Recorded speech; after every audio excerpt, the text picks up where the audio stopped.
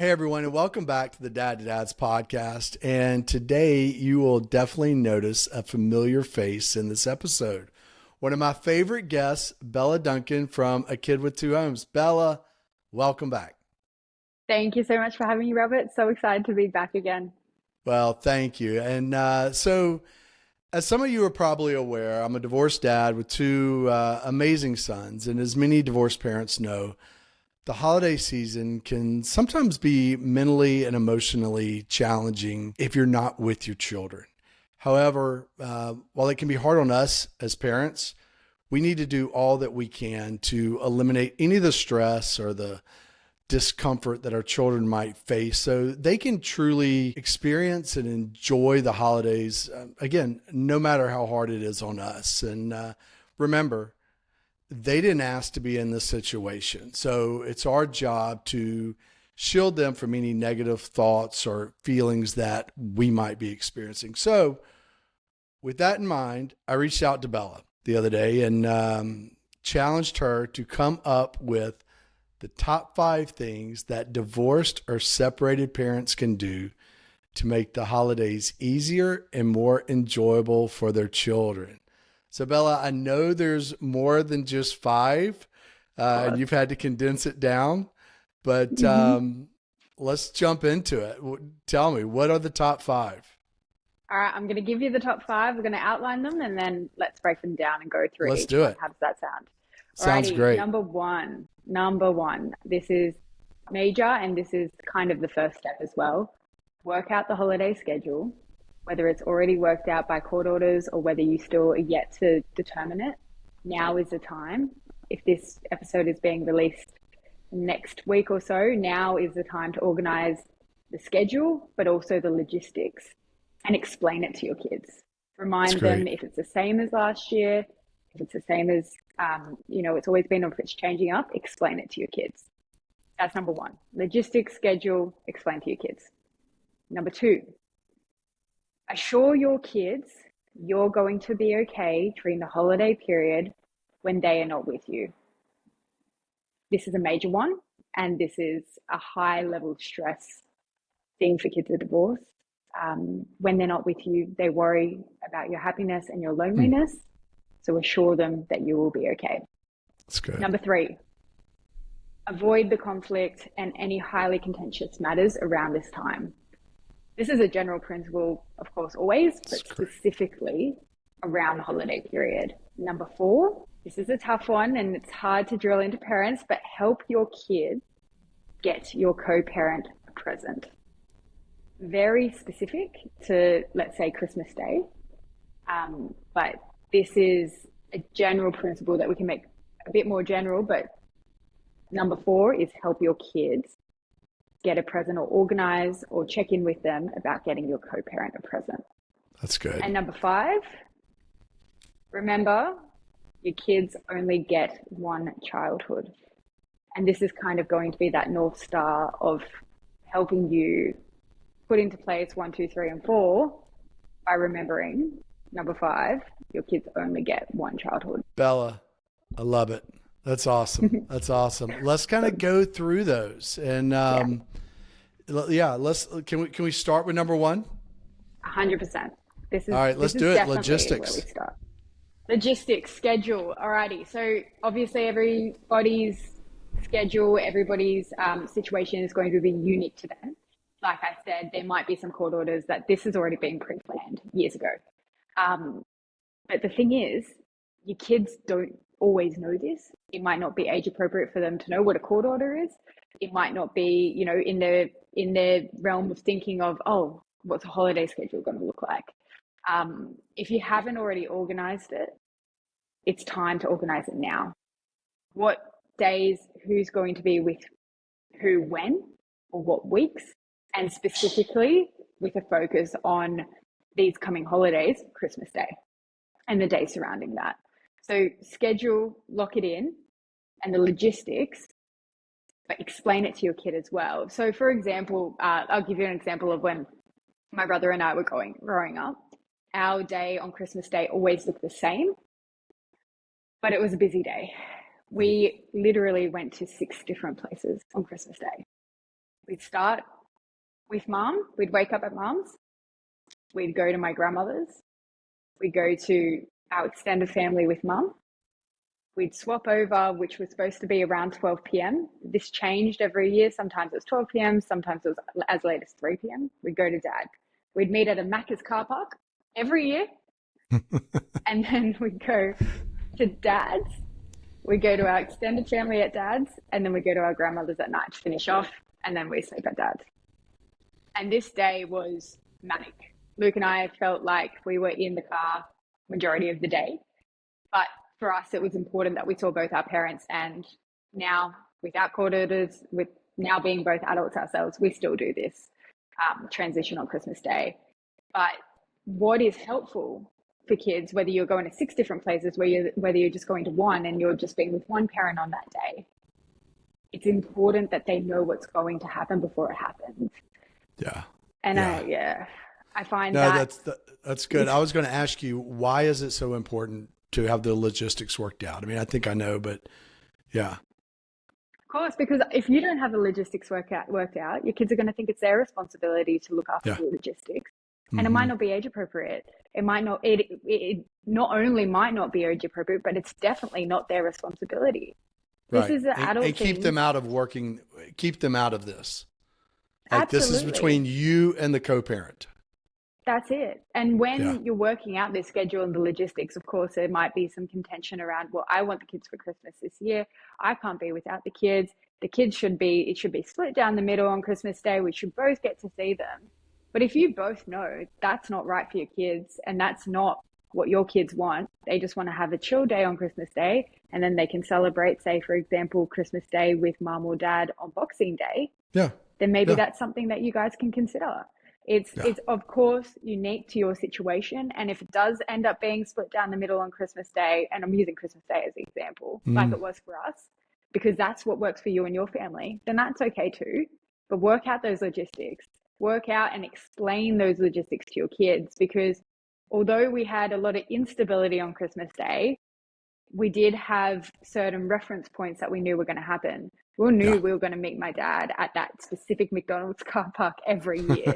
And there was at least that level of consistency of, we know where we're going. We know what time we're going this year. And we know, what the pickup drop off kind of situation is going to look like before we have to kind of tackle that highly emotional time. So explaining that and telling them, hey, we've done the adult talk.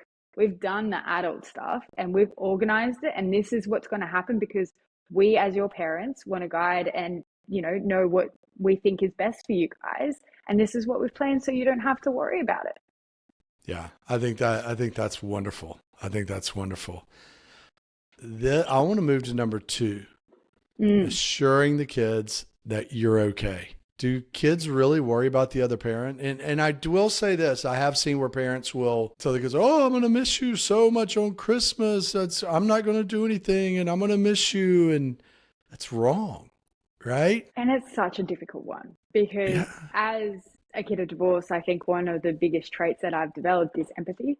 And being able to empathize with your parents that, of course, they're going to miss you on Christmas Day. You already know this before they say it, before they have that look on their face. Like, please don't go. I'm not saying it, but I just wish I was with my kids all the time. Of your kids see you. Your kids hear you without hearing words. Yeah. They know your facial expressions. They understand. And it's important, and I don't think that it's a bad thing to be honest and transparent with your kids. And, everybody has emotions, and showing them that it's okay to feel. And of course I'm going to miss you, but hey, I'm so excited for you to go to dad's and go and enjoy yourself because I can't wait for you to get back. And we're going to have a great time then, but have the best time at dad's. I'll see you when I see you. It's that. I think that is so important. And, spending holidays away from my sons at times, it is difficult, but I can see that just taking it off of them, or they might call that night, Dad, how was Christmas today? Did you have fun? I'm like, yeah, had a great time. Even though maybe I didn't, whether it's Christmas, New Year's, Thanksgiving here in the U.S. Even though maybe I didn't do anything, maybe I sat there on the couch and read a book all day. Who knows? But I think it's time. something like that, it's kind of where us as parents need to just suck it up and leave the kids, as hard as it is. And, you we'll get into number 5 in a minute, but remembering they only have one childhood and let them enjoy it. And I can see as my kids get older, these Christmases and the excitement of Christmas, while it's still there, oh, it's decreasing so much each time. There's still Santa, but the whole magic around Santa isn't there. And, the gifts are different now than they were before. And so yeah, assuring them that you're okay, I think is so important. Anything else with that, with the assurance?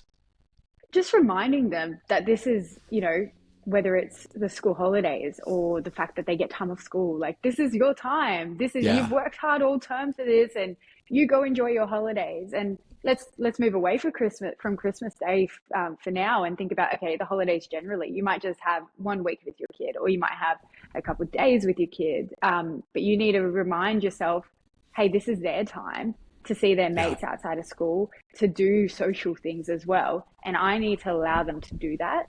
And reminding your kids that, hey, I don't know if you've got anything organized already, which is cool if you do, but if you don't, feel free to organize something with your friends, because, these are your summer holidays here in Australia. These are your Christmas holidays, and you deserve to be joyous around this time and do what you want to do. And it's not my time, it's your time.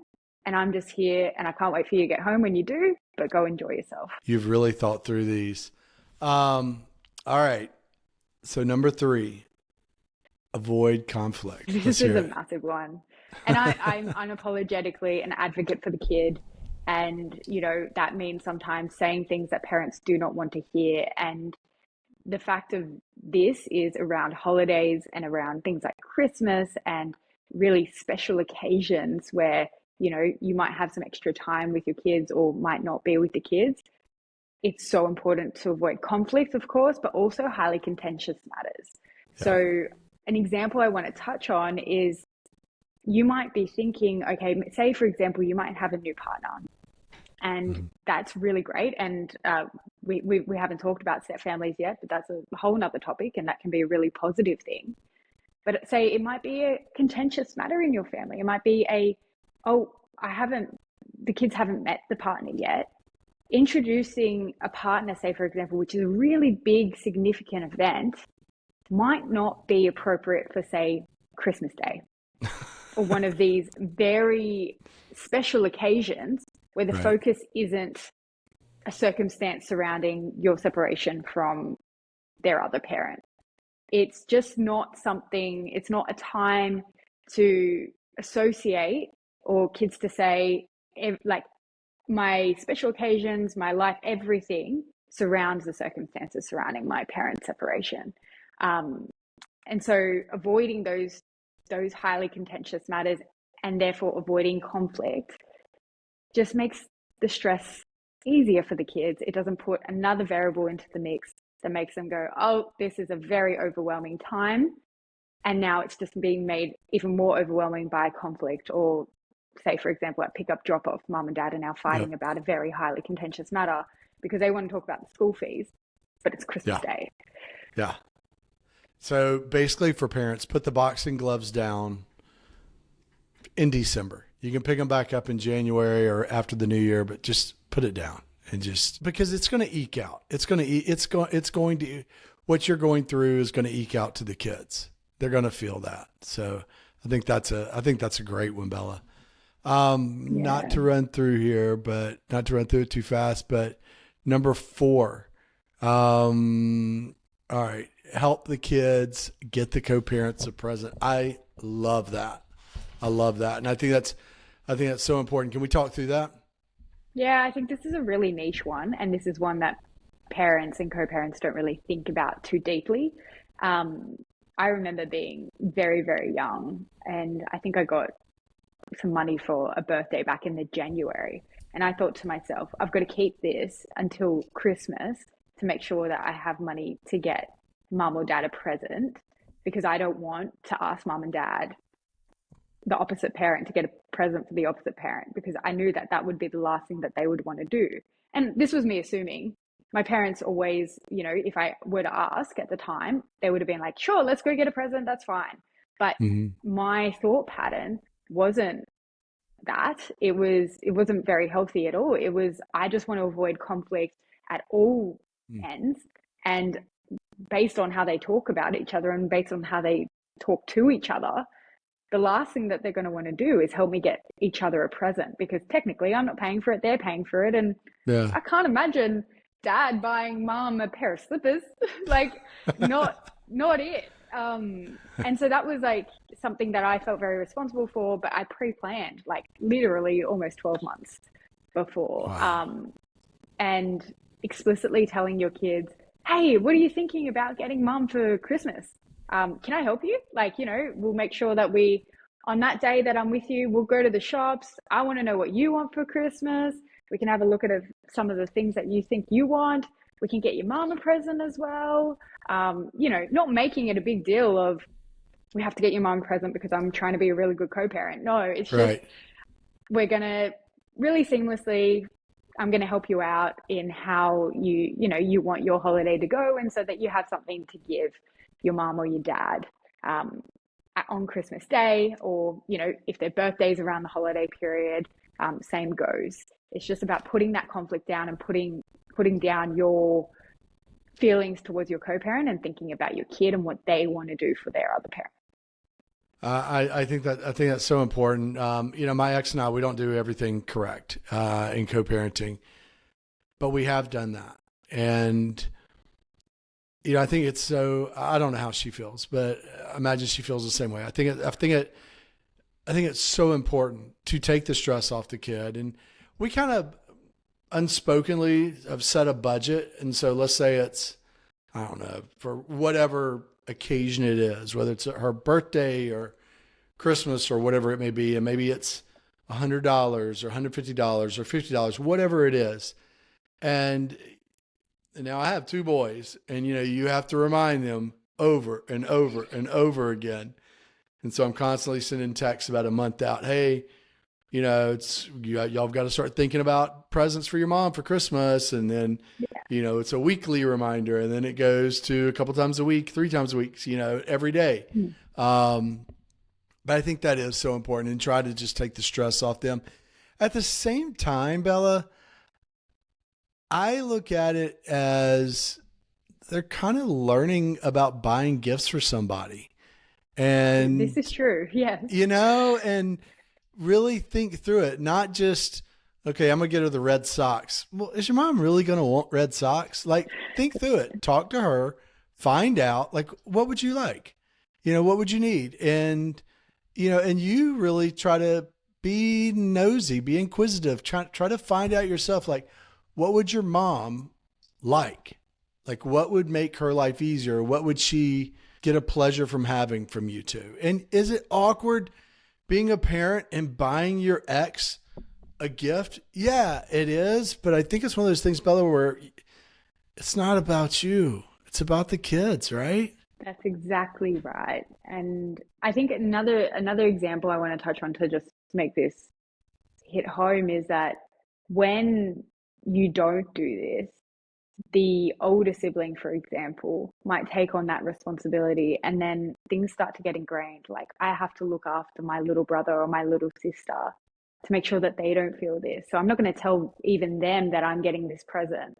And then I'm just Mm. actually not even going to tell dad or mom that I'm getting this present because I just don't want to bring the topic up. And then I'm going to have this really poorly wrapped present that I just want to give. But I feel all this pressure and responsibility, and I want to protect somebody else from feeling this. By not doing something, you can also create such a ripple effect that then is ingrained in your kid for so long. We are now adults, my brother and I still get the bloody present, and it's because I did He's it smart. all through childhood. He is, but then when I went overseas for a bit, he was like, wait, I have to get the present. I was like, yes, you do. He's like, you've never allowed me to do this. Like, and I realized I took that away from him, but that wasn't Yeah. my thing to take away from him. That wasn't my pressure to hold or life lesson to teach my brother. That's where the adults have to do the adulting.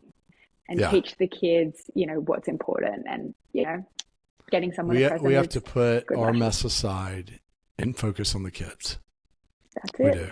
So, That's it. all right. I love that. All right. So, number 5, I wrote it down. Kids only get one holiday. They only get one Christmas, or not one Christmas, but, they only have this holiday one time. That's it. That's it. Your kids only get one childhood. And if Yeah, there's that's it. anything to guide you through 1 to 4, anything to guide you to putting your conflict down, or not, assuring your kids that even though you might be, a little bit unhappy or a bit lonely on those days, it's that your kids only get one childhood. They only Yeah. get one thing to look back on and think, how did this shape my life? Was it in a positive, or was it in a negative way? Do they now look at Christmas as will they look at Christmas as an adult and hate it because they have so much conflict and resentment around this day, which is supposed to be such a joyous, happy day? That is the fact. You only get one kind of chance to shape what these things looks like for your kids. And it is in your control to do numbers 1 to 4. It is in your control, and you have the ability, no matter how difficult your co-parenting relationship is, if you put your kids first and you put them at the forefront, then you can make sure that that one childhood is a positive experience for your kids. I love that. And I was talking to somebody not too long ago, about a month ago. We were talking about Christmas, and they were telling me, yeah, I just don't really get into Christmas much. And so it's like, really? And they're like, yeah, I just, I started digging further and further. And it comes back to all the conflict when they were being raised, and their parents. I asked them, like, did your parents realize that? They're like, no, no. But it was just how it was just full of chaos Christmas was. And so now it's hard. They never experienced kind of the magic or the joyousness around Christmas. And it's hard for them to really go there. And if anything, they're just kind of like, ugh, Christmas. Because that brings Yeah, back awful memories for them. And that's sad. And you don't want that to be for your kids. you don't. But that's the reality. I told you about that pickup drop off place we always had on Yeah. Christmas Day. It was such an exciting time to go to dad, but it was such a sad time to be leaving mom. And I Yeah. actually hate driving past there because I'm like, ugh, that's just so many emotions there. And that's okay. Yeah. That was unavoidable. But if it was different, and I thought every time we went to that place, there was a massive blow up, I don't even know if I'd go on that road. No. Yeah. These are the literal impacts that your actions can have on your kids, and it's one childhood that they will grow up and they will remember, and they will know, and it will shape how they view really important things in their lives. Bella, this is very, very well thought through. I appreciate you doing that. If you're going to give anything else that kind of comes to mind besides be the grown up, be the parent, be put all your Yeah, shit aside and just that's it. Honestly, I think especially during this time, keep the adult talk between the adults, yeah, and really pick and choose what is necessary around this time. Talking about something that, can wait for the new year, can wait till the kids go back to school. Put it on hold if that, yeah. is more beneficial to your kids. Um, be the grown up, keep the adult talk between the adults, because it's not your kids' responsibility. And uh, especially around this time, everybody is very highly emotional in a positive and sometimes in a more negative way. So it's really important to be mindful of that. But again, keep that North Star of your kid only gets one childhood, and we need to put the kids first. And that's irrespective of your relationship with your co-parent. I love it. You are such an expert, and I appreciate you. I wanted to do this, and you were the first one that came to mind, and I'm like, I don't know if she'll do it, but man, I hope she will. And I thank you so much for agreeing to come back on. I definitely do. And I just think, all that you provide is so valuable to parents, and I'm sure other ones listening are getting a ton of value from you. How you've said it before, but how can people find you? Of course. So you can find me at www.akidwithtwohomes.com. It's a blog, but it also has some really helpful resources for co-parents, as well as children on there, just to know that you're not alone, that you're seen, heard. That's the whole point of A Kid with Two Homes. But you can also find me on Instagram at A Kid with Two Homes, TWO. Yeah, and I'm glad you said that because it's not just for co-parents. I mean, there is a lot of valuable information on there for kids that have been a part of or am a part of a divorced home. Parents that are separated, whatever it may be. It's valuable. There's a lot of value for both in there. So I'm glad you Thanks so much, mentioned Robert. that. Definitely. Bella, no, go ahead.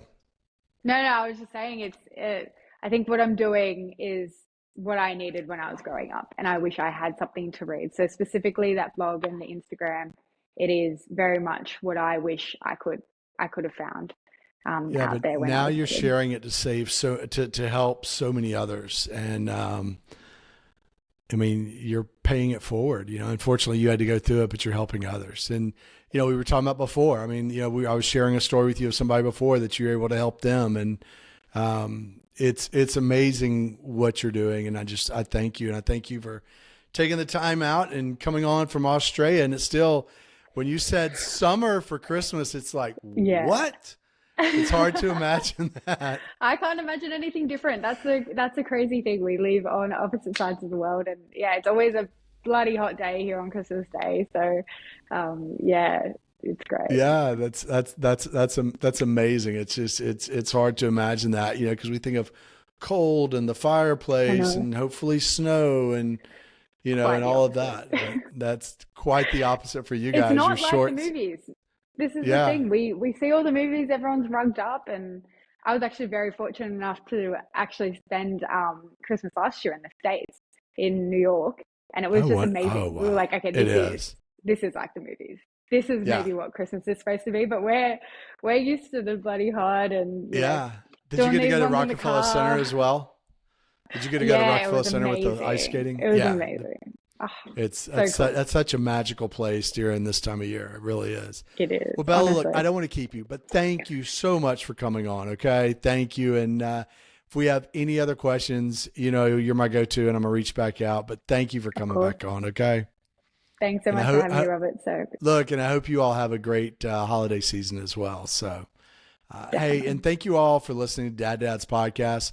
You can find us on Spotify or Instagram as well as on YouTube. Don't forget to hit the like and subscribe button, and feel free to leave a comment. I read every comment and find them at least most of them pretty valuable. I love when there's show suggestions in there as well. And look, just thank you all, and we will talk to you next time.